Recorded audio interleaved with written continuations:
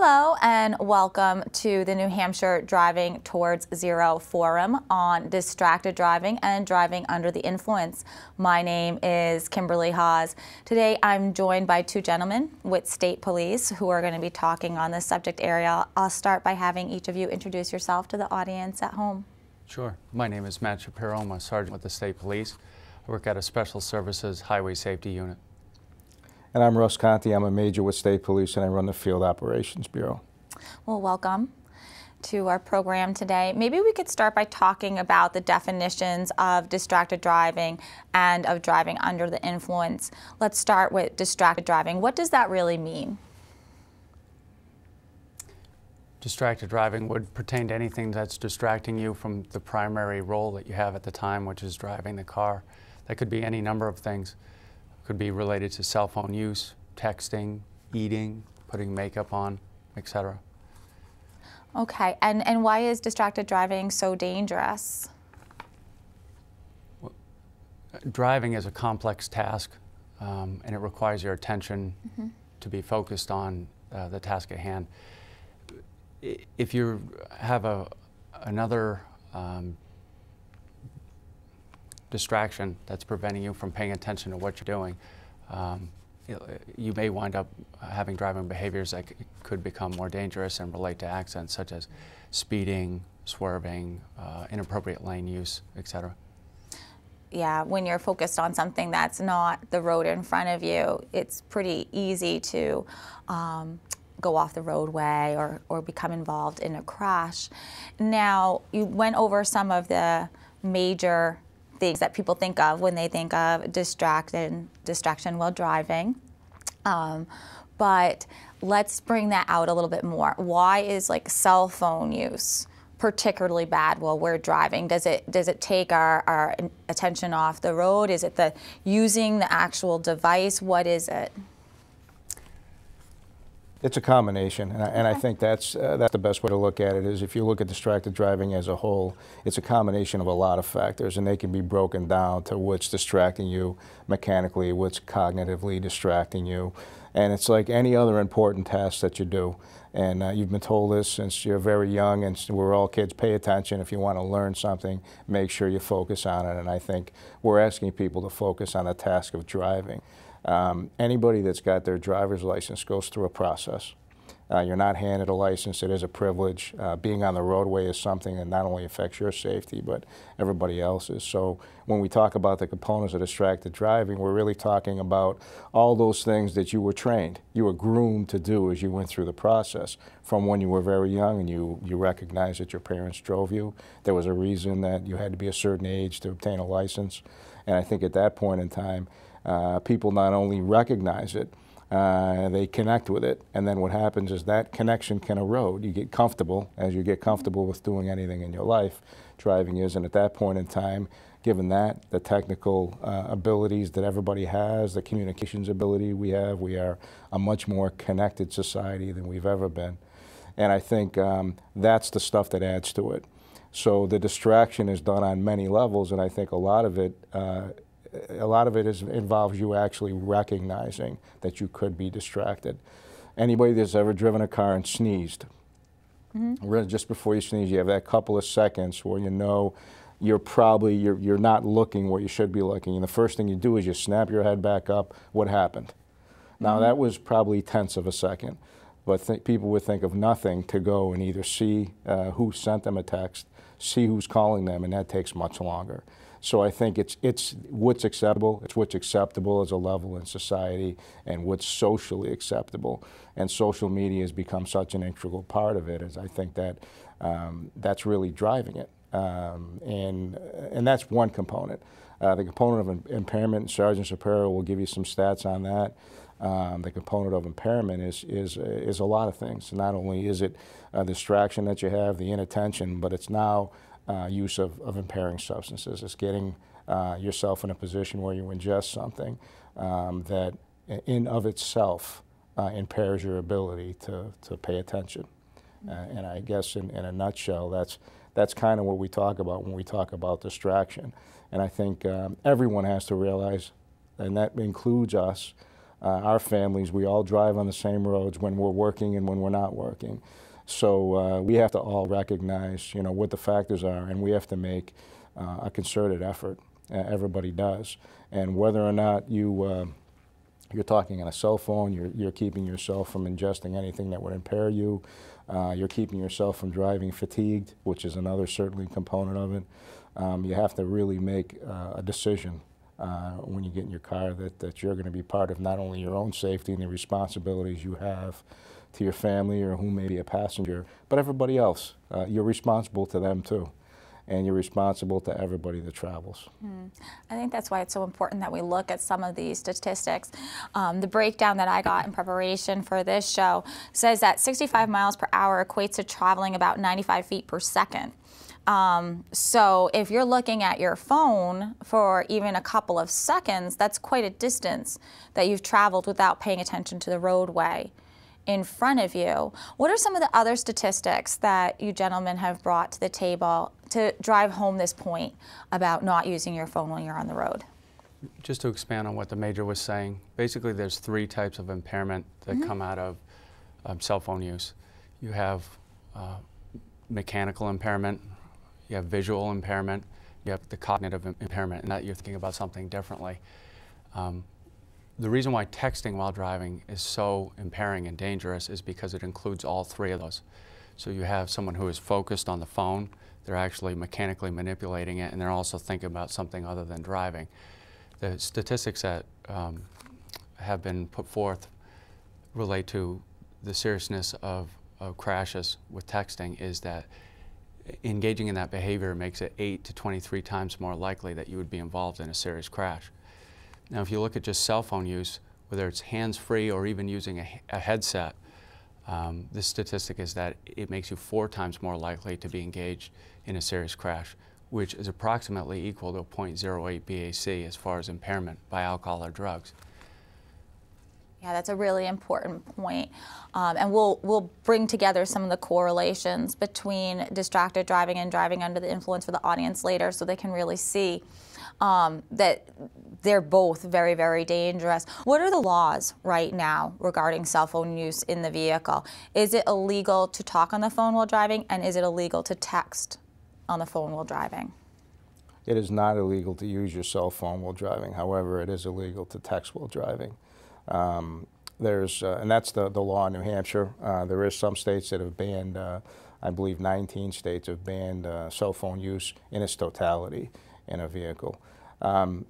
I guess when it comes to what people are doing while they're driving, remembering that if you're talking and you're in a conversation, it becomes it's a pointed conversation. You're asking some pointed questions. It's just like anything else. You could have a conversation with a person that gets critical, and you're probably going to be void of other things that are happening. That peripheral sense that you have is going to close in, and I think that's something to be aware of. The texting part, obviously when you text, you take your eyes off the road completely. And the difference is when you're talking on a cell phone, you can be looking at the road. When we talk about that cognitive blindness, we're talking about being so, having your auditory sense be so into the conversation that you lose your visual senses. You don't go blind, but you lose some of it, and it narrows, and at that point in time you become less apt to be able to perceive. So although it is allowed, we certainly don't recommend it.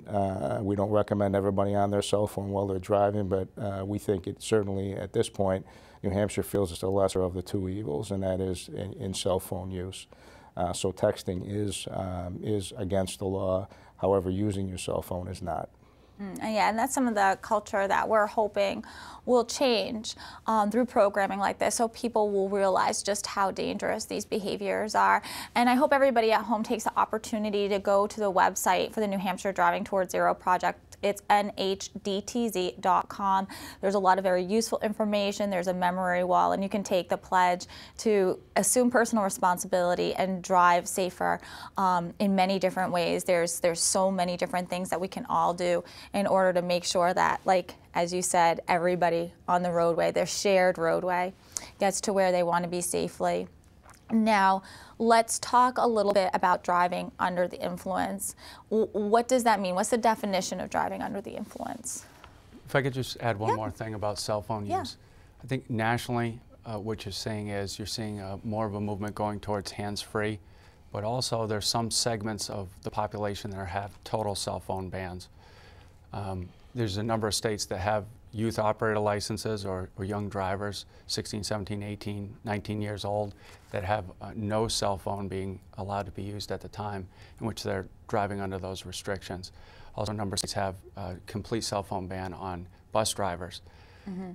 8 states have primary laws having to do with hands-free, where you're required to use a headset. And pretty recently, the Federal Motor Carrier has regulations. If you're driving on a commercial vehicle, you're required to use hands-free, a headset where you're only manipulating a phone and answering it with a single button press, or in dialing it with a single button press. And I think a lot of that is a realization in a number of different states throughout the country that it is as dangerous as we're talking about today. A lot of people take it kind of lightly and they don't compare it to driving under the influence, but like you said earlier, it can be compared, and the statistics do show that. Hopefully in New Hampshire we have some changes in those areas as a result of this educational part of the New Hampshire Driving Towards Zero project. Now, let's get back to the driving under the influence. What is the definition of driving under the influence, and how have the driving under the influence laws changed recently? Driving under the influence is basically defined in New Hampshire as driving impaired to any degree, any degree whatsoever. That we don't want to have anyone impaired to any degree driving on the roadways of the state. Up until this point, and actually till January 1st, New Hampshire's defined that by saying you're not allowed to drive under the influence of intoxicating liquor or any controlled drugs. The problem with that is there's a loophole that has come to light over the years, that the control of drugs is basically related to widespread drugs of abuse, which doesn't necessarily mean that they're impairing to drive. As a result of that, in this last legislative session, the legislature took steps to try and close that loophole. And January 1st, what the law will be expanded to say is that you are not going to be allowed to drive under the influence of intoxicating liquor, controlled drugs, prescription drugs, over-the-counter drugs, or any other chemical substance, natural or synthetic, that could impair your ability to drive. So what does that mean? Whether or not a drug is technically controlled or scheduled by the federal government doesn't necessarily mean that it impairs someone to drive. An example of that could be anabolic steroids, where anabolic steroids aren't necessarily correlated with someone's ability to drive. It's a drug of abuse and widespread abuse. So here we have prescription drugs, many of them, that are very impairing if they're used in abusive quantities, that fall outside of that definition because they're not technically scheduled. You've over-the-counter products like diphenhydramine, which is in Benadryl, or dextromethorphan, which is in NyQuil, where if you take 2, 3, 4, 5, 6 Benadryl, you're going to be extremely impaired to be driving. You may not be impaired if you take your regular dose of NyQuil, but if you drink half a bottle or 2 bottles, like could be done in what's known as robo-tripping, you could be extremely impaired to be driving. And the last part of that definition has to do with any other chemical substance, natural or synthetic, which impairs your ability to drive. This is relating in large part to what is going on with synthetic drugs, namely synthetic cannabinoids, also known as K2 and spice, or synthetic stimulants, also known as bath salts, where the chemical structure is changed ever so slightly to put it outside of the current schedule. It also includes things of concern such as inhalants like dust-off, gasoline, oil-based paints, and so forth, that otherwise fell outside of the definition previously. Yeah, and I think that it does help to close a lot of loopholes because a lot of times people don't even realize this, but many of our youth, when they're experimenting with things, will do things like robo-tripping, which you described, you know, where they'll take large quantities of something that they can find at home just to try it out, and they don't realize how intoxicated they are, or they're doing it in order to get intoxicated, I guess, and then will do other dangerous behaviors like driving their motor vehicle. Let's talk a little bit about the statistics with impaired driving and fatalities, because you had a really good statistic here about the percentage of fatal crashes that are affected by impaired driving, distracted driving, and driving under the influence. If we looked at the numbers between 2009 and 2011, and of that set of data, about 41% of New Hampshire's fatalities had to do with impaired driving. In total, 75% had to do with impaired driving, distracted driving, or speed, which is a staggering amount. And additionally, a number of those had to do with lack of seatbelt use. As a matter of fact, 71% of the fatal accidents in the last 10 years were people that were unrestrained. That 41% is actually probably underestimated. And the reason why that's underestimated is because those statistics come from blood draws. And the lab only tests for a certain amount of controlled drugs. They actually don't have the capability at this time to test for many of the other substances that we were just talking about that could have very well also played a part in someone's impairment. Wow, that's really startling. And let's talk for a second about some of the correlations between these two, like we promised our audience. Major, you've been with state police for 28 years, you were saying before the show. How do you think cell phone use and some of these new technologies have changed your job? And are there any stories or anything you'd like to share about what you're seeing on the roadways? Well, we're seeing, we're seeing everything we always saw on the roadways. There's always been vehicles in New Hampshire. The amount of vehicles on the roadways certainly has decreased.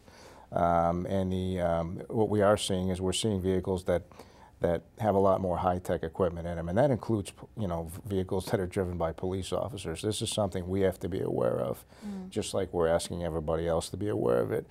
Cell phone use, smartphones that can access the internet, can access vast information, all on the fly, so to speak.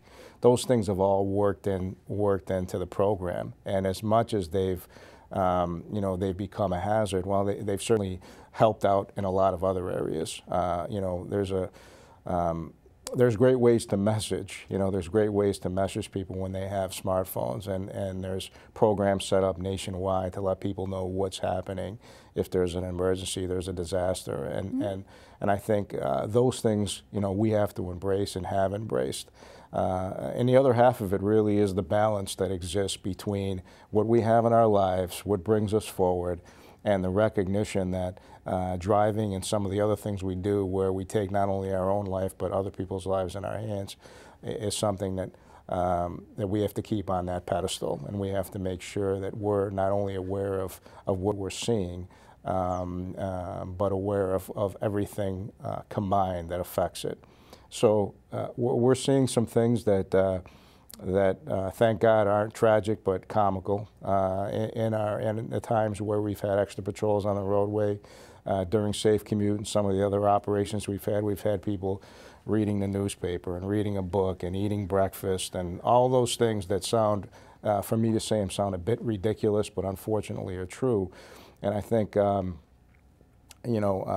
people that are hardworking, raising families, paying college tuition, doing all those things that everyone grows into, they have responsibilities, and I think they see it as, I have to get there.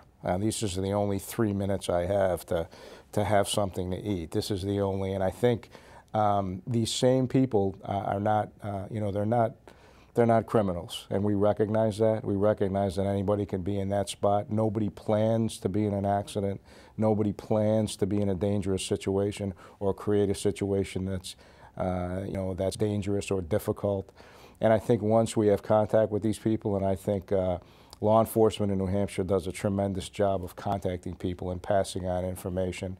It doesn't necessarily mean that someone has to receive a summons or has to be arrested to get the point across. And I think these people, many of them, have stepped back and said, you're absolutely right, and thanks, and I never really thought of it that way. And I think that's the message. That's the message with Driving Towards Zero. It's the overall message as we move forward as a society that's on the go. Life is not going to get easier. It gets more complex. So I think those are some of the changes that we've seen. New Hampshire is a great place to live. Certainly people move here every day. People vacation here. We have a lot of visitors. And I think all we can do is make sure that we're out there, we're accessible, to the people that we serve, to the visitors and the residents. And we also want to make sure that the people out there that we serve realize that, you know, we are them. We live with you. Our families are in the same neighborhoods. Our children go to school with you. So we have a vested interest in it, just as they do. And I think overall, that's the best message anybody can send. Could I just add, in reference to what we're seeing as a trend, both between impaired driving and distracted driving, and the correlation between the two. In the last 10 years or so, we've had basically a prescription drug epidemic, and then maybe in the last 5, 6, 7 years, a synthetic drug epidemic. So we always had impaired driving, obviously, and we always had drug driving. Now what you're seeing is not only drug driving by the way of illicit drugs, but the use of prescription drugs has skyrocketed. As many as 40% of all DUI arrests have something to do with drugs. So we may have a DUI arrest that relates to just illicit use of drugs or prescription use of drugs, or more likely, a combination of drugs and alcohol together. Also, as a major said, the advent of technology coming into the automobile. When cell phones first came around, you probably remember, they came out in a bag. And they were basically, there was no cell phone coverage. They were used for emergency purposes, and not the way they're used today, which is basically to carry on business, to what you would say as multitask, to be efficient in your use of time as you're driving from here to there. If you look at the correlation between the two and how they impair, it's actually pretty close. Look at visually. Impaired driving, it narrows your focus. You get what's called tunnel vision. That's exactly the same thing that happens when you cognitively are tied up in an intense conversation. Instead of having a wide field of view, you're basically looking at the road just ahead of you, similar to the way you are when you're impaired by alcohol or drugs. Manually, when your central nervous system is either depressed or sped up, you have problems with movement, and you would have problems on field sobriety tests and so forth. Here we're impairing movement, tactile movement, in the use, or fine motor skills by the use of the phone.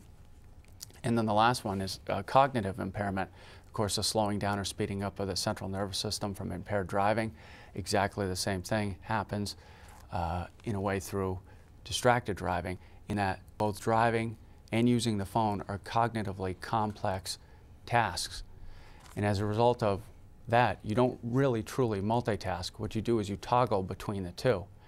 So the best example I can relate to you is one that probably everyone can understand, which is when you're having an intense conversation on the telephone and you're sitting in front of a TV.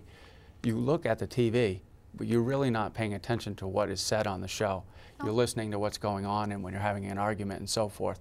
Until you get tired of listening to this conversation, then you stop paying attention and you start watching the TV while the other person's still talking to you. It's very similar to what happens in a car. Your field of view is very narrowed. You're paying attention only what's happening directly in front of you, and you're in a different place cognitively because they're both complex tasks. As a result of this, we see people every day that are driving at high rates of speed, engaging in erratic movements and so forth, sometimes even right up behind a marked state police cruiser. You have people come up behind you doing 90, pushing you out of the way because they're not paying attention to what's directly ahead of them. Amazing, amazing to think about. And the state police have done a tremendous job, and a lot of law enforcement has done a really great job with the educational programs. It's not just enforcement on the roadway, it's education that will change our social norms and everything else. So the New Hampshire Driving Towards Zero project, we certainly appreciate your involvement with that. Operation Safe Commute, things of that nature. What else is the state doing to educate people as they're driving? I know I've seen a lot of those electronic billboards on that of the road. We try and mix enforcement with messaging and legislation, trying to work towards better legislation. Enforcement is the most effective when people see officers and troopers on the roadway. They tend to pay attention to their driving. However, we cannot be everywhere at every time. So we do the best we can to change driving behavior by voluntary compliance. The electronic message boards and the Driving Towards Zero program are an example of that, and radio spots that you may hear around the holidays and so forth. The electronic message boards as they pertain to driving under the influence, for example, we target times in which they're more likely to be impaired drivers at both commutes, so we have a high volume of traffic for people that are looking at those message boards while they're driving. So it's being viewed contemporaneous with driving to remind people of such messages as DUI over the limit, DUI under arrest, alcohol and driving don't mix, survive the drive, think before you drink. One that we run regularly is plan ahead, relating to the fact that you need to plan ahead to use a sober driver before you're impaired, before your judgment is impaired, and while you still make good decisions. We do the same thing for distracted driving and another number of hazardous behaviors. Perhaps you've seen the message relating to texting and use of cell phone. One text or call could wreck it all. And hands on wheel, mind on road relates to distracted driving. Yeah, they're really great messages. I know a lot of people from different states have seen them as they've passed through. They seem to be quite popular. Is there anything else that you gentlemen would like to add before we wrap up the show today? I would just like to thank everybody that's part of the program Driving Towards Zero, and make sure that they know how committed the state police is with the Department of Transportation, with the emergency services, and the commercial truck drivers that are involved. I mean, everybody's in this together, and I guess we're asking that you meet us halfway. We're asking that people recognize that the message that we're sending is sincere, and then the message that we're sending is heartfelt, and it involves us too. It involves all of us. You know, we're not working all the time, and we're just like everybody else. We have lives, and we do recognize a level of responsibility people have in today's world. I want to make sure that we all pass on the right message to our children, and that they pass it on, and that we really reduce those significant tragedies, and we reduce the times that we have to come together and support each other in a tragedy. You know, let's support each other in the good times more than the bad times.